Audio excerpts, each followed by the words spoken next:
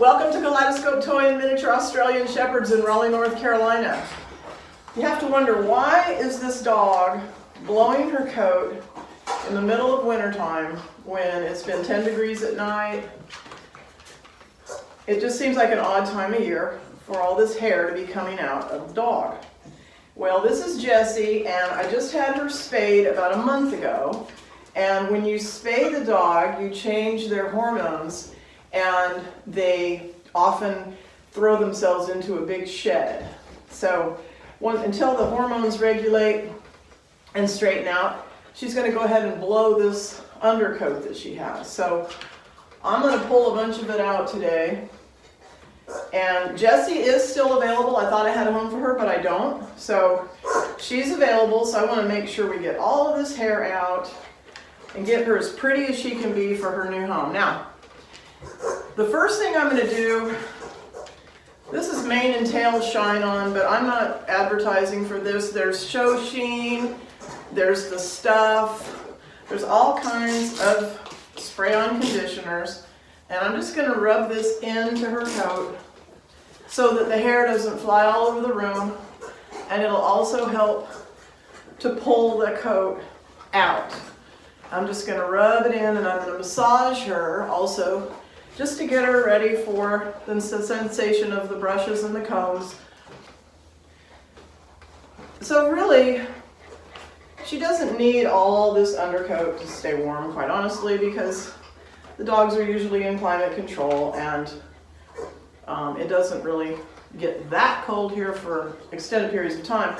But either way, once that undercoat starts coming out, you need to pull it on out.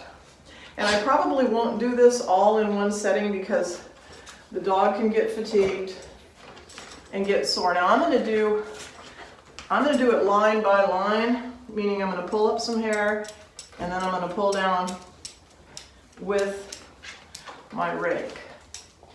So I'm going to start, you say, where do you start? Well, start at the beginning. Start at the bottom of the dog and work your way up.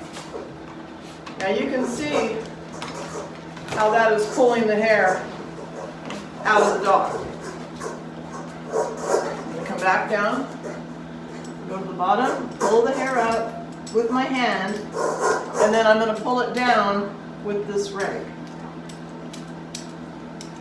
And I'm making a line all the way across the dog. If you look at all that hair. Look at all of that hair. So, if you just start going frantically like this, then you really never get anything done. You might pull up a little bit of hair that way. But the best way to do it when they're shedding this heavily is to just go line by line over the whole dog. And I will work on her for maybe 15 minutes, and then I'll quit and I'll come back to it later today or even tomorrow, and because I don't want to make her sore. Okay, I do not want to make the dog sore, and I can actually pull the coat towards me. That helps to bring it up like that. But you have to be mindful of that these, they're rounded, but still, if you keep doing that over and over on the skin, then the dog is going to get sore. So sometimes I'll change my tool. I might try a little shedding blade, which on this dog isn't going to do anything. Okay. Or I might go to a comb for a while and just comb through her. Just change it up. But what I really want to do is I want to go raise the hair up and then comb the hair down. You see, that's Quigley and Cora. I've got them in here and they're pushing a bowl around. I like to have them in the grooming room so they get used to all the noises and stuff. But see how that's pulling the hair out? You have to just do a little section of the dog at a time in order to really get that undercoat out. Oh, you're all right. I'm going to listen to her. She says it's making her sore. I'll go somewhere else. Plus, I just let the dogs out. She wants to go run and play.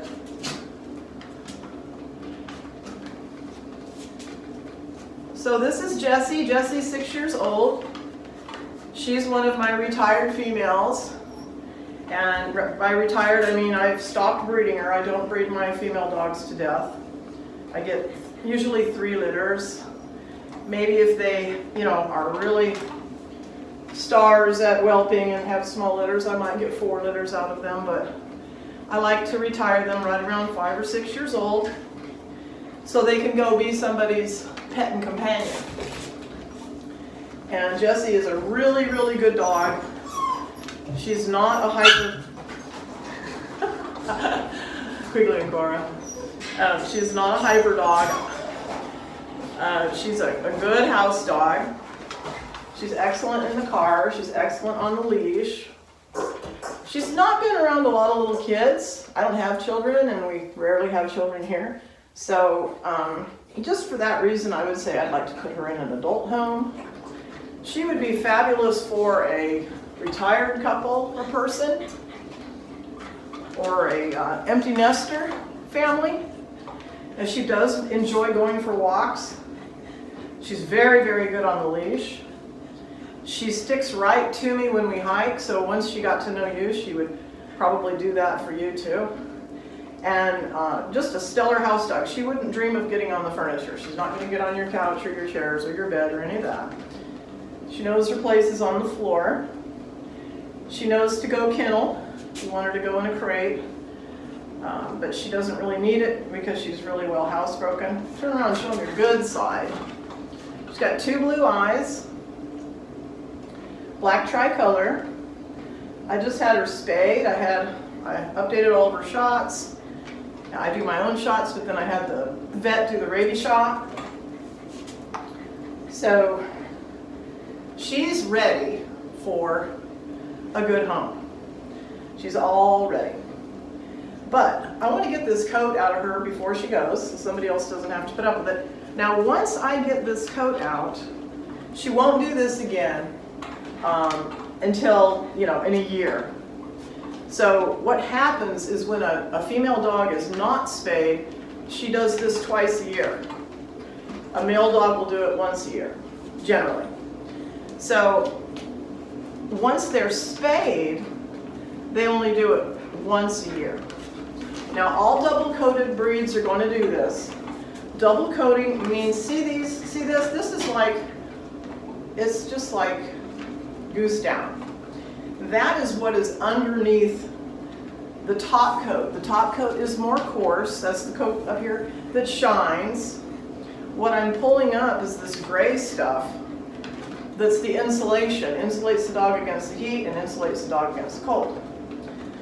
So, but once they start losing it, you've got to get it out of there. You've got to get it out, and it's dead, and it's come away from the skin, and it's not healthy for the dog to leave it in there, and then you end up with mats, and that sort of thing. So, anyway, I'll probably be doing this for a few days because I don't want her to fatigue. But again, let me show you, when you've got one shedding really heavily, start at the bottom of the dog, pull the hair up, and then comb along that line. It's hard for me to see at this angle. Or you can slicker brush along that line, pull it up with your hand, stand, pull it up with your hand, and then down with the slicker, along the line. And that's how you're going to get down to the skin. You want to be careful not to hurt them. You want to be very, very careful not to scratch the dog up and make it sore. That's how we're going to get this undercoat out. So anyway, in a couple of days, all of this will be in the trash. Jessie will be ready for a new home. So if you think you can give Jessie a good home, now I would prefer that she doesn't go all the way across. I had someone, and I really appreciate it, interested in her on the other side of the continent. And that makes me a little nervous because I would like her to be close enough to where if for some reason she wasn't a fit for you, that she could come back to me. So thanks for watching. If you're interested in Jessie, get a hold of us, dreamgatesone@gmail.com, or contact me through my website and ask about Jessie.